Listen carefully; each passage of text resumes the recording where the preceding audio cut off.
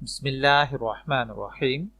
अस्सलामुअलैकुम dear viewers, आपके favourite informative channel marital life problem से आपकी खिदमत में हाजिर हैं। हमारा आज का मौजू गुफ्तगू है कि क्या शादी के बाद हनीमून मनाने की इजाज़त है और शरई तौर पर इसकी क्या हैसियत है। तो देखिए मेरे भाइयों और बहनों, आमतौर पर मेरे मुसलमान भाई इसे नाजायज़ समझते हैं, लेकिन हकीकत ये है कि हनीमून मनाने की इजाज़त हमारे मज़हब में है। शादी के बाद आप अपनी वाइफ के साथ जब चाहें और जितनी मुद्दत के लिए चाहें आप जा सकते हैं।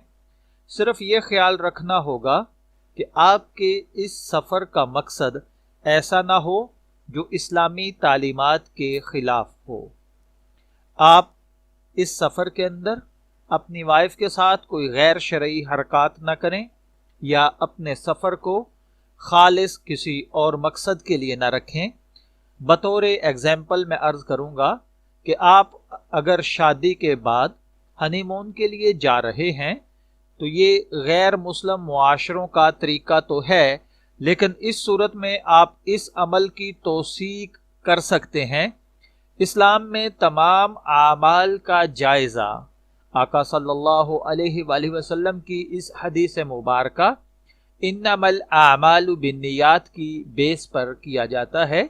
अगर आपकी नीयत ये है कि इससे आपकी ज़ौजा को तफरी मुयस्सर आएगी, शादी के हंगामों के अंदर मुसलसल रहने की वजह से बाज़ औक़ात अपने घर के अंदर तफरी या फिर खुशी के साथ वक्त गुजारने का मौका नहीं मिलता, तो इस सिचुएशन के अंदर अगर आप अपनी वाइफ के साथ कुछ दिनों के लिए आसानी और सहूलत के साथ किसी ऐसी जगह जा सकते हैं जहां आप दोनों के दरमियान कोई दखल अंदाजी करने वाला ना हो और आप एक दूसरे को समझने के लिए, प्यार और मोहब्बत के साथ रहने के लिए अगर कुछ वक्त घर से बाहर गुजारते हैं तो इसकी इजाज़त दी जा सकती है।